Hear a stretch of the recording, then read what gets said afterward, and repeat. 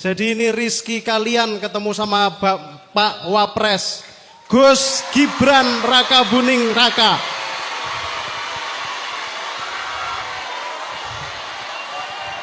Beliau sudah menjadi keluarga kita.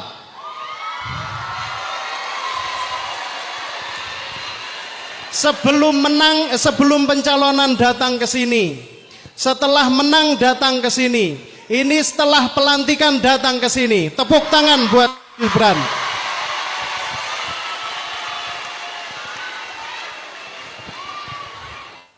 Alhamdulillahirabbil alamin, tidak berpanjang-panjang, mari kita dengarkan mauidhah hasanah atau motivasi dari Gus Gibran Raka Buming Raka.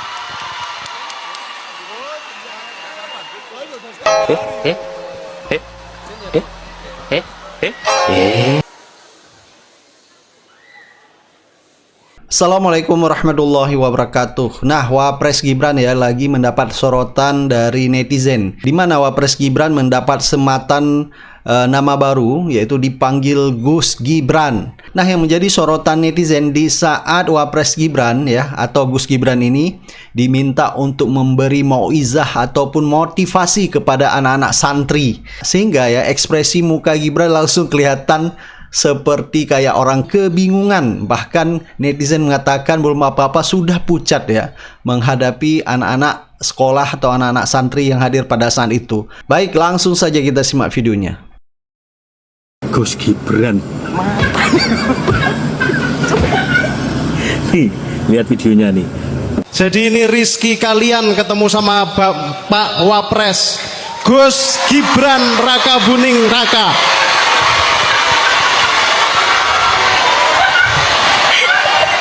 Beliau sudah menjadi keluarga kita. Alhamdulillahirabbil alamin, tidak berpanjang-panjang, mari kita dengarkan mauidhah hasanah atau motivasi dari Gus Gibran Raka Buming Raka.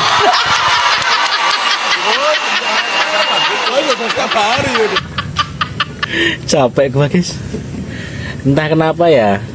Entah kenapa kok gua hidup di Indonesia itu kok berasa setan sendiri gitu loh. Ada yang tiba-tiba jadi Gus, ada yang tiba-tiba jadi Nabi. Tapi ini ya, jujur gua nggak nyalahin si Gibran atau si bapaknya ya. Sebenarnya yang salah tuh bukan mereka, pendukungnya.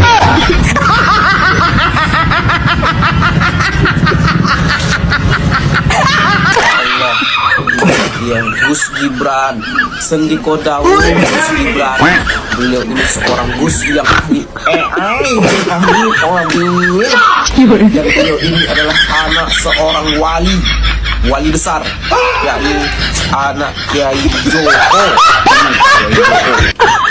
Ada yang tahu gelar Kiai Joko apa? Coba kasih tahu apa gelar Kiai Joko.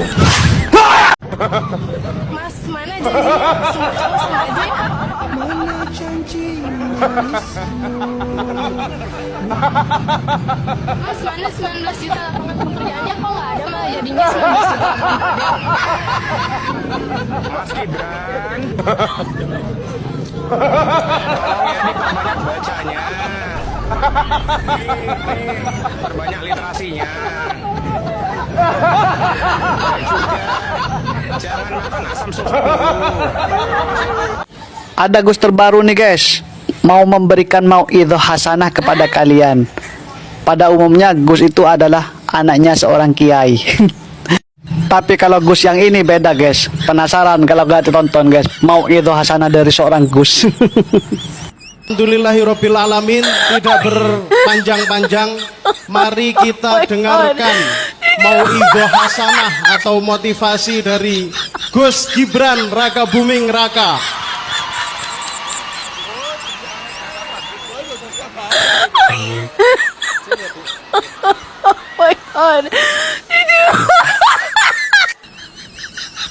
Assalamualaikum warahmatullahi wabarakatuh.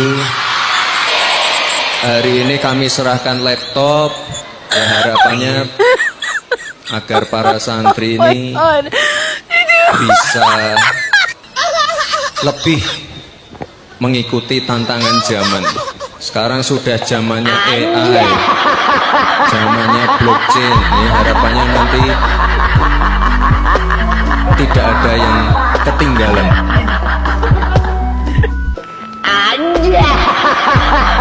Jangan kalian tonton sampai habis, nyesel nanti kalian. Nggak percaya, ya udahlah nggak percaya, kalau coba aja lah. Sepertinya kalau saya lihat-lihat ya di sosmed masih sering loh Mas ditagih mengenai janji penciptaan 19 juta lapangan pekerjaan. Jadi ketika saya dilantik, kementerian pertama yang saya kunjungi dan saya beri arahan itu adalah Kementerian Pendidikan. Di situ saya sampaikan pentingnya belajar AI dan coding. Bapak itu kalau beli BBM berapa? 25.000. Nanti kita segera koordinasi ya dengan Kementerian SDM dan Pertamina. Gibran, lu sadar gak sih, jabatan lu itu wakil presiden, bukan humas yang komenin suatu masalah. Ngapain pula lu pakai bacot mau koordinasi? Lawang tinggal perintah doang, apa susahnya? Lu punya kuasa, pakai itu. Lu punya akses, gerak dan kontrol itu. Simple kan? Ngapa jadi dibikin ribet? Kalau posisinya lu kayak ketua DPR Mbak Puan Maharani masih oke lah. Kalau kasih statement butuh koordinasi itu wajar. Kan posisinya legislatif, makanya butuh koordinasi. Kalau lu kan eksekutif, harusnya tinggal perintah doang. Lu kan bisa bertindak atas nama presiden. Dan gue yakin 100% kalau yang lu kerjain itu buat kepentingan rakyat, Pak Presiden pasti setuju. Kalau lu mau dihormatin, tunjukin kapasitas otak lu. Kalau lu mau dipercaya, tunjukin eksekusinya. Bukan cuma nongol, komen, terus ngilang. Gak ada gunanya itu lu. Apa lu? Halo. Lagi kita mau nanya apa lagi? Nih ada yang menarik nih. Pak Komar bilang Gibran tuh sebaiknya tinggal di IKN daripada mangkrak karena sudah diputuskan kan ibu kota hari ini kembali ke Jakarta. Artinya setelah sekian lama Indonesia nggak punya ibu kota, hari ini sudah resmi punya ibu kota. Jakarta lagi. Terus si Gibran disuruh ke sono. Iya, daripada nggak ada kerjaan kan? Gue setuju banget sih bang. Setuju banget. Ya iyalah, itu tempat daripada gitu ya, nggak ada manfaatnya, nggak ada aktivitas gitu, penghuninya cuman dedemit gitu. Ya mending diisi, ya dong. Nah diisinya sama siapa? Ya masih Gibran buat nemenin dedemit sesama dedemit boleh dong. Kagak yang serius ini serius nih. Ih, udah serius. Nah, kayak kemarin tuh yang orang Jepang lagi nyari rumah hantu di Indonesia. Terus ada netizen yang ngirim rumahnya si Joko Dok di Solo. Berarti netizen tahu kalau tuh di rumah isinya iblis semua. Nah, sama kayak di IKN kalau gitu. Apa bedanya sih? Gimana sih? Setuju banget gua. Oke, kalian gimana pendapat kalian? Enggak sih? Ya, suruh si Gibran di sono ya, nemenin di demit. Astagfirullah. Ini kalau nonton sama Kak Novi ini nggak bisa serius ini. Hah? Ya lagian. Gitu kan? Ya gimana dong? Kan itu faktanya memang seperti itu. Setuju gak? Ayo sekarang kembali tanya. Setuju gak bang? Setuju. Kenapa alasannya? Kalau gue kan karena itu. Kalau lu? Karena biar dia dikatakan sebagai anak yang berbakti sama orang tua. Oh iya bener. Anak yang patuh gitu ya sama orang tua. Bener banget tuh. Gue setuju. Buruan lu sana. Menemenuhin Jakarta aja lu di sini. Gak ada gunanya juga lu di sini. Ya kan? Ngapain di Jakarta? Udah penuh. Iya gitu. Mendingan sono aja deh. KN. Oh, oke, KN aja. Iya, ada kolam renangnya, fasilitas, ada bandara, ada. Kurang apa lagi tuh? Yang kurang cuma dedemitnya, kurang satu. Itu si Gibran. Terus kemarin kita nanya kan, Gibran bisa ngaji apa enggak? Nih kayaknya kita tanya sama netizen ini. Netizen, Gibran bisa baca Quran enggak? Ada yang tahu? Bisa enggak? Gitu kan kunjungan mulu tuh. Oke ya. Bisa pakai AI. Saya betul-betul nggak melihat apa yang dia lakukan 1 tahun ini. Oke. Saya pernah menonton secara serius apa yang dia bicarakan saat bicara AI misalnya, AI. Tapi saya juga tidak merasa bahwa dia paham apa yang dia bicarakan. Dia mengendorse agar AI diajarkan di sekolah misalnya. Tapi dia tidak paham bahwa sekarang goalnya itu bukan soal bagaimana AI diajarkan di sekolah, tapi menyiapkan sumber daya manusia ini untuk menjadi orang yang siap memakai AI. Misalnya kita mengajarkan cara pakai AI yang sekarang. Tahun depan AI-nya sudah berubah. Jadi yang harus disiapkan sumber daya manusianya, dididik dengan benar. Nah, dia nggak paham ya kayak gini. Ketika dia bicara bonus demografi di YouTube, itu juga tidak dalam konteks dia memahami itu. Lalu saya juga melihat bagaimana ada sebuah forum, ada buang angin. Nanti kita segera koordinasi ya dengan Kementerian SDM dan Mau komen juga lemes ya, lemes banget gue karena setiap kali saya itu bicara dan meluruskan eksekutif, mau presiden, wakil presiden, IQ saya semakin turun. Makanya kalau saya membahas omon-omon atau wakilnya, atau kementerian, atau kinerja pemerintahan, IQ saya semakin turun. Jadi saya harus lawan ya perasaan ini. Bensin 25.000 di NTT. Oh gitu. Jadi 2 liter berapa? 50.000. Kasihan ya kalian. Saya akan nanti bicara sama Kementerian SDM Pertamina untuk atur. Mau atur apa? Ini kan PHP doang. Kasih pemberian harapan palsu. Cuman formalitas, omon-omon, ngomong-ngomong daripada kita ini nggak ngomong. Cuman tanya-tanya, oh ya naik apa, gimana masuk dengan LPG, oke dengan Pertamina, oh mahal ya ternyata. Terus lo ngomong apa sama SDM, Kementerian SDM? Mereka bisa mendapatkan harga yang murah kalau mereka merdeka NTT, bikin negara sendiri, baru mereka menentukan harganya sendiri. Tapi selama mereka masih bergabung dengan Republik Indonesia, yang harganya udah rata semuanya, dan harga sudah ditentukan oleh harga pasar internasional dan ikutin dolar, bukan ikutin rupiah, itu kan orang desa kali ya. Mereka pakai rupiah atau pakai dolar. Nah jadi itu nggak mungkin. Makanya saya membahas seperti ini, IQ saya turun. Tapi saya terpaksa ngomong supaya saya bertanggung jawab terhadap netizen dan follower saya. Ya kalian jangan dengar lagi deh. Gue setiap kali dengar oke gas, omon-omon itu, saya punya IQ makin turun. Harusnya pemimpin negara mewakili, memberikan inspirasi, membangkitkan IQ intelijensi naik, memberikan inspirasi, makan ilfil, pengen muntah, hanya ngomong kayak angin. Mendingan kentut loh. Kadang-kadang kentut itu kalau habis makan jengkol, baunya enak juga. Ini kita bicara napasnya lebih parah daripada kentut. Napas kita nggak ada isi karena keluar dari otak kosong, makanya nggak enak. Mendingan nyumin wanginya kentut dari jengkol atau pete, lebih enak rasanya daripada omongan kayak ini. Angin neraka.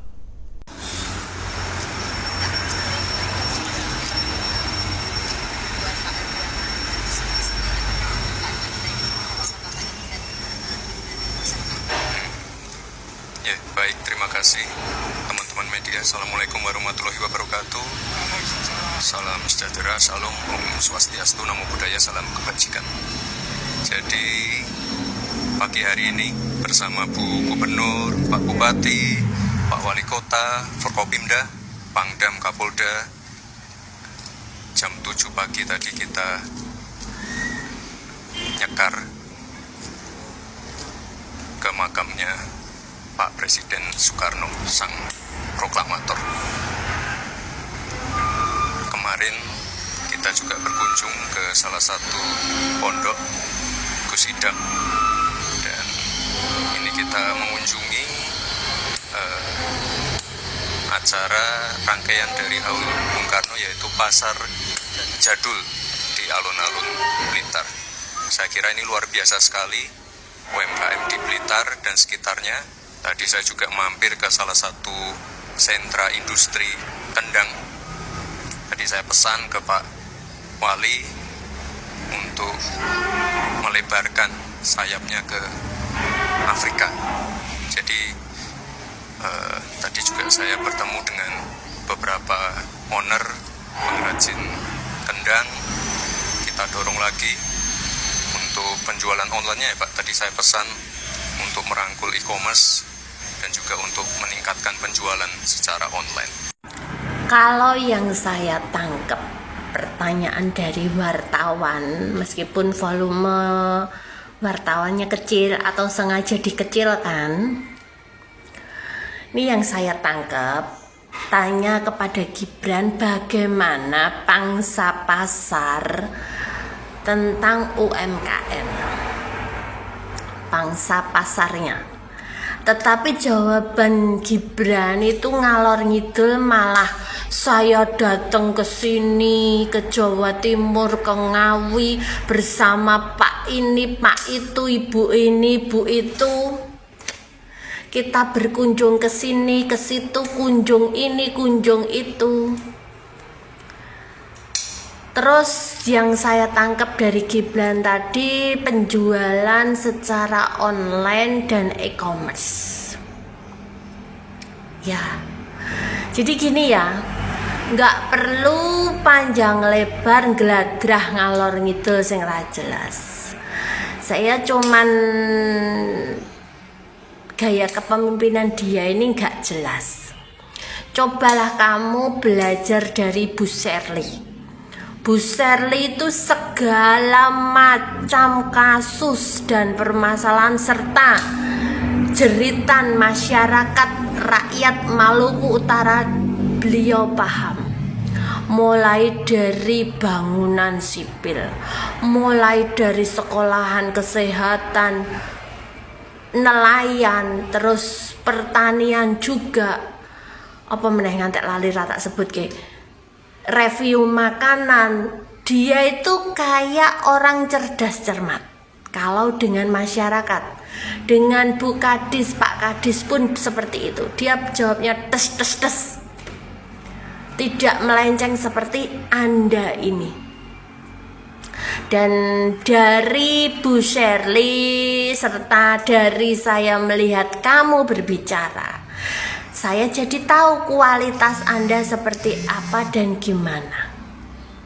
Nek wong pinter ki batu es ketok, ya, omongannya langgladrah, tetapi satu pertanyaan satu jawaban, satu pertanyaan satu jawaban, jawab singkat.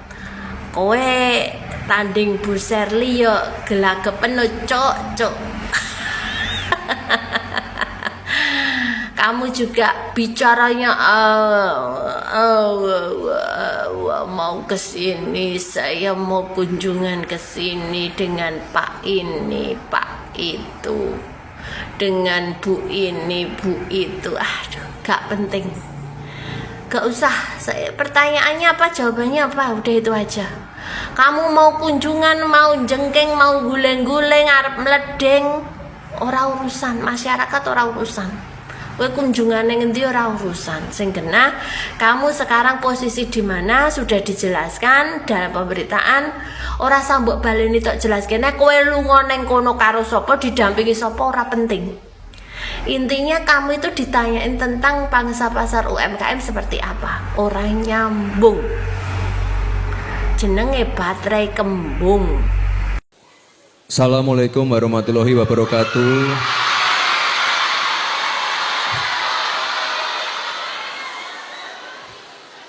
Mohon izin Pak Kiai, ya tadi sudah disampaikan.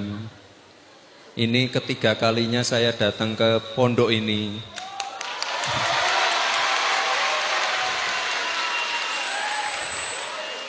Biasanya kalau ke sini cuma satu mobil atau dua mobil saja. Datang ke sini menghadap Pak Kiai, minta wejangan dari beliau, pulang. Tapi hari ini saya bawa banyak rombongan. Ini mungkin teman-teman santri udah tahu, ada Bu Titik Soeharto, Ketua Komisi,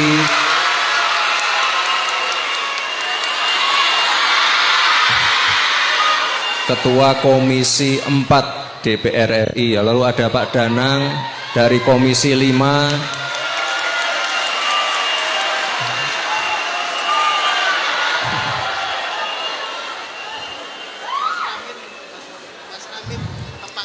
Pak Wamen tadi mana tadi? Pak Wamen, ada Pak Direktur Pupuk juga, santri, mantan santri dari Pandanaran juga.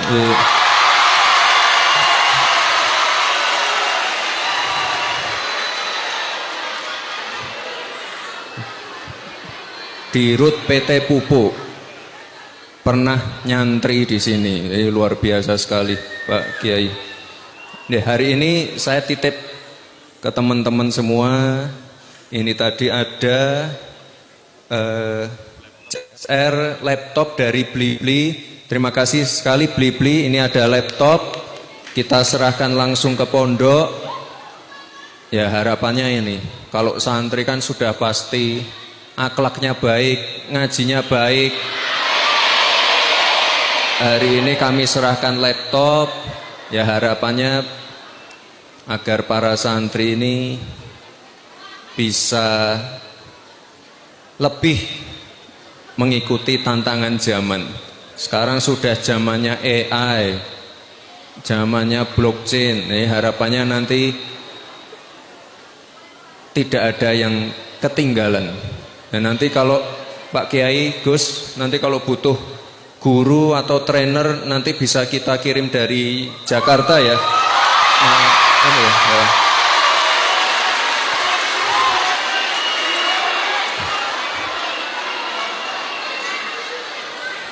Sering pakai AI enggak? Nah, sering. Ya saya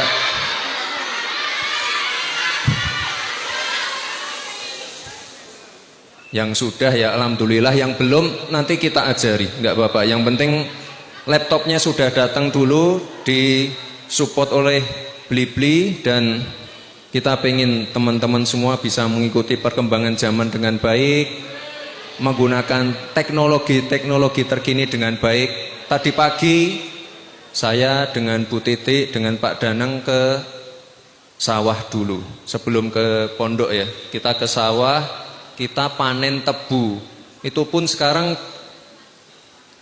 di sektor pertanian semuanya menggunakan teknologi, pakai drone, pakai AI. Jadi anak-anak muda jangan sampai ketinggalan. Semua aspek kehidupan nanti menggunakan teknologi. Ini semua saya yakin 80-90% pegang smartphone. Jadi tolong digunakan dengan baik, digunakan dengan bijak, digunakan untuk menunjang kehidupan dan kegiatan sehari-hari. Dan juga terakhir, ini salam hangat dari Pak Presiden Prabowo untuk seluruh santri, kiai, gus-gus, bunyai, semua yang ada di sini. Salam hangat dari Pak Presiden. Beliau saat ini ada di Brasil untuk mengikuti acara BRICS. Kita doakan beliau selalu sehat, lancar dalam menjalani kegiatan sehari-hari. Dan sekali lagi matur nuwun Pak Kiai, saya 3 kali ke sini, sambutannya luar biasa dan senang sekali udah dianggap seperti keluarga. Matur nuwun semua. Terima kasih. Wassalamualaikum warahmatullahi wabarakatuh. Bismillahirrahmanirrahim.